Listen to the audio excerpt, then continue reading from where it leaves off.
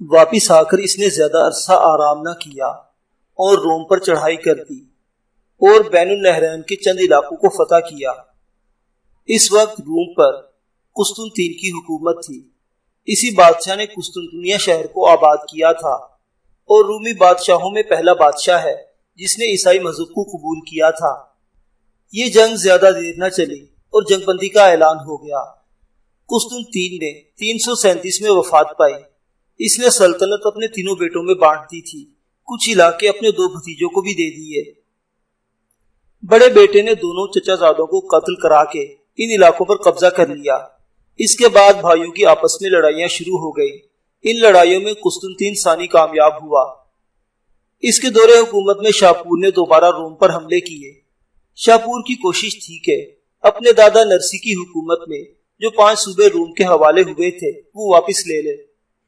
ان صوبوں میں ارزون، آنگل، سفن، زاہدہ اور کرود شامل تھے اور یہ صوبے مابین النہران کے علاقے میں واقع تھے۔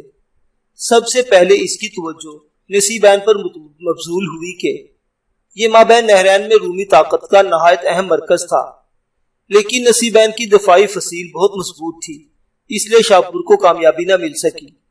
اس کا غصہ مابین النہران کے کھلے علاقوں کو تخت و تاراج کر کے لیا۔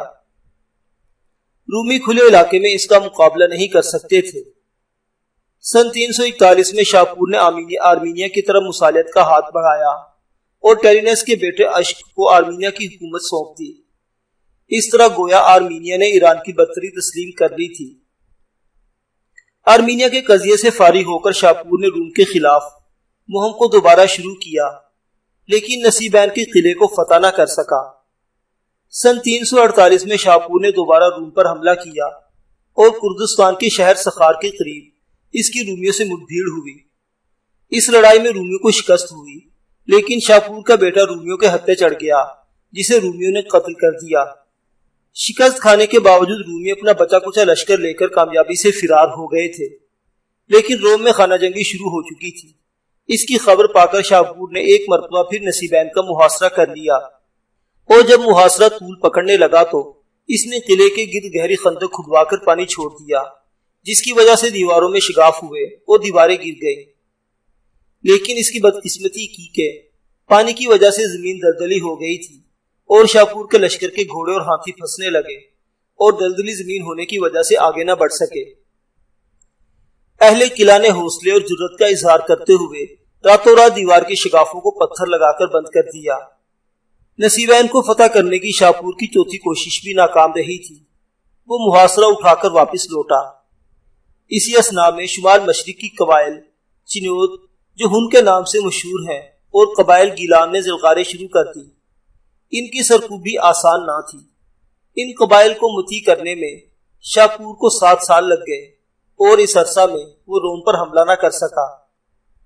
البتہ اس کا فائدہ یہ ہوا کہ آگے چل کر ہن قبائل اس کے وفادار حلیف ثابت ہوئے تھے۔ شاپور کو ہن قبائل کے ساتھ برسر پیکار پا کر آرمینیا کے حکمراں اشک نے موقع غنیمت سمجھ کر اپنا سفیر روم بھیجا اور دوستانہ مراسم قائم کرنے کی تجویز پیش کی اور یہ خواہش بھی کی کہ کسی رومی شہزادی کی شادی اگر اس سے کر دی جائے تو یہ تعلقات ہمیشہ قائم رہیں۔ قسطنطین نے اس سے اتفاق کر لیا اور ایک رومی منصبدار کی بیٹی کی شادی اس سے کر دی۔ ان کے درمیان سن 352 میں معاہدہ طے پا گیا اور اس طرح آرمینیا روم کے زیر اثر آ گیا۔ شمال مشرقی سرحد کی طرف سے فارغ ہو کر شاپور نے ایک رومی سردار کو مصالحت کے مشورے پر آمادگی ظاہر کرتے ہوئے سلو کا وفد تحفے تحائف کے ساتھ روم کے بادشاہ کے پاس بھیجا اور ساتھ میں اپنے دادا نرسی کے ہاتھ سے گئے صوبوں کی واپسی کا مطالبہ کر دیا۔ قیصر روم نے وہ علاقے واپس کرنے سے انکار کر دیا۔ شاپور نے دیکھا کہ قسطنطین سیدھے ہاتھوں سے آرمینیا اور مابین النہران سے دستبردار نہیں ہونا چاہتا، تو اس نے سن 360 میں ایک لشکر جرار کے ساتھ رومیوں کے ساتھ جنگ کے لیے روانہ ہو گیا۔ چنوت قبائل اس کے ہمراہ تھے۔ اس کے دل میں نصیبین کو فتح کرنے کی حسرت تھی، لیکن سابقہ تجربات کی بدولت اس نے نصیبین پر حملہ نہ کیا بلکہ شام کی طرف بڑھا جہاں رومیوں نے دفاع کی تیاری ہی نہیں کی تھی۔ اس نے پہلا قلعہ آمدہ پر قبضہ کیا اور فتح پائی۔ اس جنگ میں کئی رومی سردار اسیر ہوئے بعض قتل کر دیے گئے، بعض غلام بنا دیے گئے۔ فتح کا جشن منانے کے بعد شاپور نے موسم بہار میں پھر اس مہم کا آغاز کیا۔ اب کی بار بھی نصیبین سے دامن بچاتے ہوئے بضابط کی طرف بڑھا اور محاصرہ کر کے اسے مسخر کر لیا۔ اس کے بعد بین النہرین کی سرحد کے آخری شہر ورتا کا محاصرہ کیا، جو دفاعی لحاظ سے بہت مستحکم اور مضبوط تھا۔ اہل قلعہ اچھی طرح تیار تھے، اس لیے شاپور اس شہر کو فتح نہ کر سکا۔ اس کے بعد قیصر روم اور شاپور میں عارضی طور پر صلح ہو گئی۔ 361 میں قسطنطین ثانی کی وفات ہوئی اور اس کے مرنے کے بعد اس کا بھتیجا الیانوس تخت نشین ہوا۔ اسے جولین مرتد کے لقب سے یاد کیا جاتا ہے۔ وہ قدیم رومی مذہب کا پیروکار تھا، لیکن اپنا مذہب چھپا کر رکھتا تھا۔ حکمران بنتے ہی اس نے نہ صرف اپنے مذہب کا اظہار کر دیا، بلکہ پوری رومی سلطنت کو پرانے مذہب پر لوٹا دیا، گرجوں کو مسمار کر دیا، عیسائی راہبوں اور مذہبی پیشواؤں کو قتل کرا دیا اور فارس پر حملے کے لیے لشکر تیار کرنے لگا۔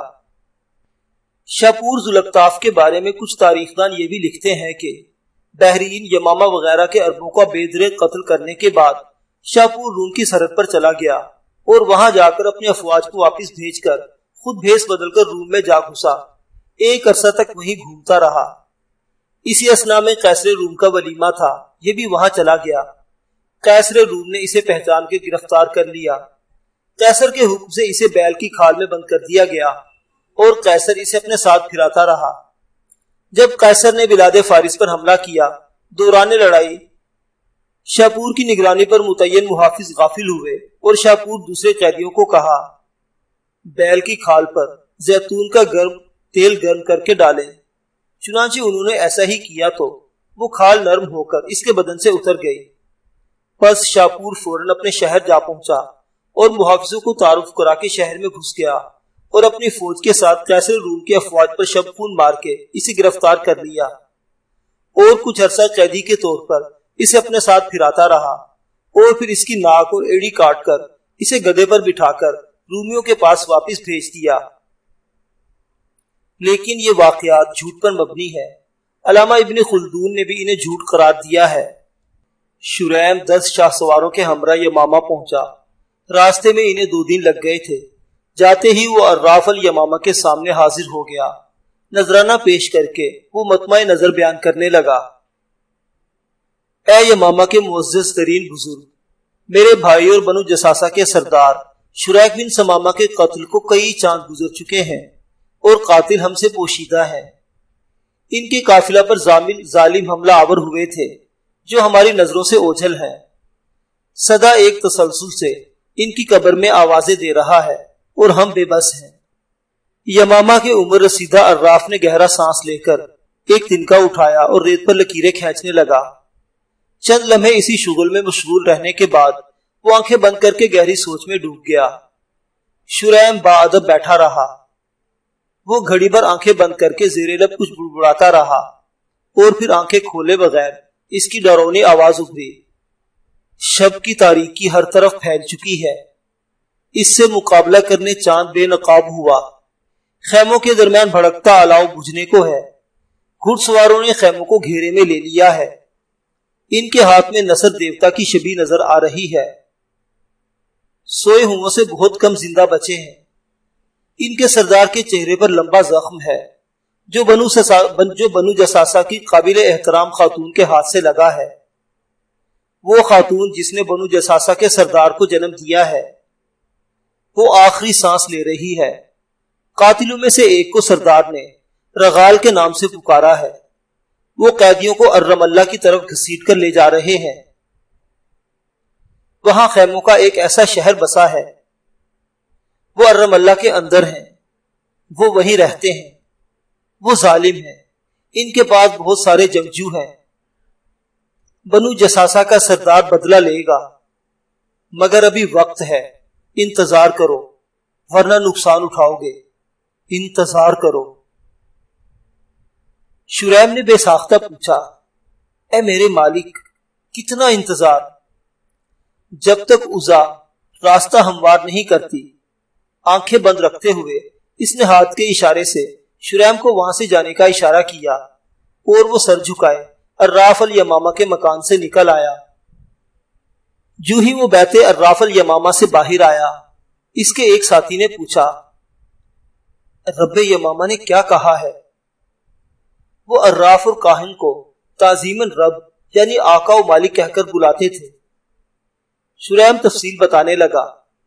اس کی بات ختم ہوتے ہی حاجب بن قارب جلدی سے بولا، میں نے کہا تھا نا کہ حملہ کرنے والوں نے نصر دیوتا کی شبیہ اٹھائی ہوئی تھی۔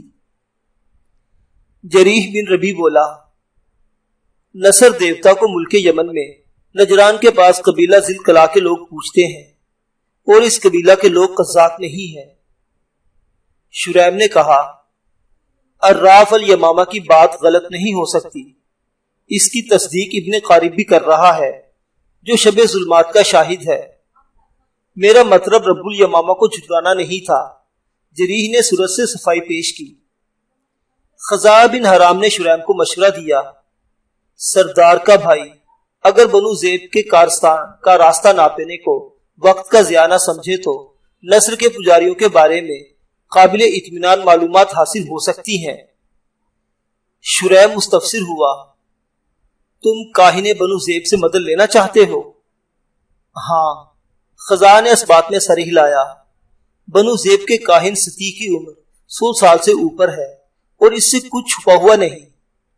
کاہنوں میں شیخ اور ستی کے نام بہت مشہور ہیں۔ دونوں کا شمار عرب کے طویل العمر لوگوں میں ہوتا ہے۔ چنانچہ کہا جاتا ہے کہ انہوں نے 300 برس کی عمر پائی اور ولادت نبی صلی اللہ علیہ وسلم کے بعد وفات پائی۔ شیخ کے بارے میں کہا جاتا ہے کہ وہ نصف انسان تھا، یعنی اس کی ایک آنکھ، ایک ہاتھ اور ایک ٹانگ تھی، جبکہ ستی کے جسم میں سر کے سوا کوئی ہڈی نہیں تھی۔ اسے کپڑے یا چٹائی کی طرح طے کیا جا سکتا تھا۔ اس کے لیے بیٹھنا ممکن نہیں تھا، لیکن جب جوش غضب میں تن جاتا تو بیٹھ جاتا تھا۔ ستی کا مطلب ہے بچھا ہوا یا چت۔ اس کا اصل نام ربی تھا۔ بنو زیب سے تعلق کی وجہ سے اسے الزیبی بھی کہا جاتا تھا۔ اواخر عمر میں بعض خوابوں کی تعبیر دیتے ہوئے شیخ اور ستی دونوں نے نبی کریم صلی اللہ علیہ وسلم کی آمد کی خبر بھی دی تھی۔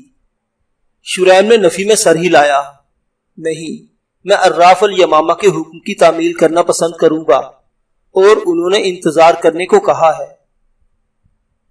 گھوڑے پر سوار ہو کر اس نے واپسی کا قصد کیا۔ یمامہ میں ٹھہرنے کا اس کا کوئی ارادہ نہیں تھا۔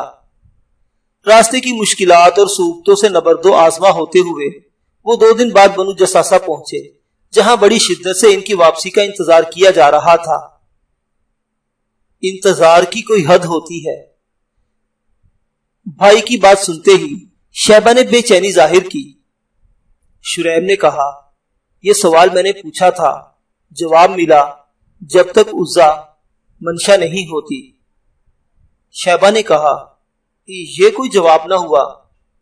شریم جھلاتا ہوا بولا، میں عراف الیمامہ سے بحث نہیں کر سکتا تھا، اور جب انہوں نے انتظار کا کہا ہے تو ہمیں انتظار کرنا چاہیے۔ شیبہ نے پوچھا، ہمیں عزا کی منشا کے بارے میں کون مطلع کرے گا؟ سامت بن منبع نے کہا، عزا لازوال قوتوں کی مالک ہے، جب اس کی منشا ہوگی تو دشمن خود بخود ہمارے سامنے آ جائے گا۔ سردار شیبہ طنزیہ لہجے میں بولا، نصر کے پجاری کہیں چکی کی گڑگڑاہٹ ہی نہ سنتے رہیں اور انہیں آٹا کہیں دکھائی نہ دے۔ یہ عربوں کی مشہور کہاوت ہے کہ چکی کی گڑگڑاہٹ تو سنتا ہوں مگر آٹا دکھائی نہیں دیتا، یعنی کوئی وعدہ یا دھمکی تو دے مگر کچھ کر کے نہ دکھائے۔ مجھے عراف الیمامہ پر بھروسہ ہے اور انتظار میں عافیت ہے۔ شریم اپنی بات سے ہٹنے پر تیار نہیں تھا۔ شیبہ حاضری نے محفل پر افسوس بھری نگاہ ڈالتا ہوا باہر نکل گیا۔ عریسہ بنت منظر کو بنو نصر میں اہم مقام مل گیا تھا۔ اس کی موجودگی نے بنو نصر کی دایا کی ضرورت سے بے فکر کر دیا تھا۔ سردار کے حکم سے اس کے لیے ایک علیحدہ خیمہ لگ گیا تھا۔ وہ جبلہ کی چہیتی بیوی جندلہ کی منظور نظر بن گئی تھی، اس لیے اب کوئی ناپسندیدہ مرد اس کے قریب نہیں آ سکتا تھا۔ جندلہ کی بیٹی قتیلہ بنت جبلہ اس سے زیادہ عریسہ کی گود میں پل رہی تھی۔ وہ عریسہ کو ماں ہی کہتی تھی۔ عریسہ کو بھی اس سے عجیب قسم کی انسیت تھی اور قتیلہ ہی کی وجہ سے اسے بنو نصر میں رہنا آسان لگنے لگا تھا۔ وقت کبھی نہیں رکتا، سستاتا نہیں، دم نہیں لیتا، اس کی رفتار کبھی مدھم نہیں ہوتی، کبھی پیچھے نہیں پلٹتا، سیلابی پانی کی ریلے کی طرح آگے ہی بڑھتے ہوئے راستے کی ہر چیز اپنے گزرنے کے نشان چھوڑتا ہے۔ قتیلہ نے بچپن سے لڑکپن کی حدود میں قدم رکھا۔ وہ باپ کے مزاج کا عکس تھی، وہی بربریت، وحشت، خوخاری، نڈرپن اور دلیری اس کے خون میں رچی تھی۔ لڑکی کم اور لڑکا زیادہ تھی، اس کے سارے شوق مردانہ تھے۔ گھڑ سواری، تیر اندازی اور تلوار بازی میں وہ کسی کوہنا سال جنگجو سے کم نہیں تھی۔ ضدی، اکھڑ مزاج، جھگڑالو اور بے رحم۔ صرف عریسہ ایسی تھی جس کی بات پر وہ کان دھر لیتی۔ جب اس نے عمر کے 13ویں سیڑھی پر قدم رکھا تو جبلہ اسے لوٹ مار کی وارداتوں میں ساتھ رکھنے لگا تھا۔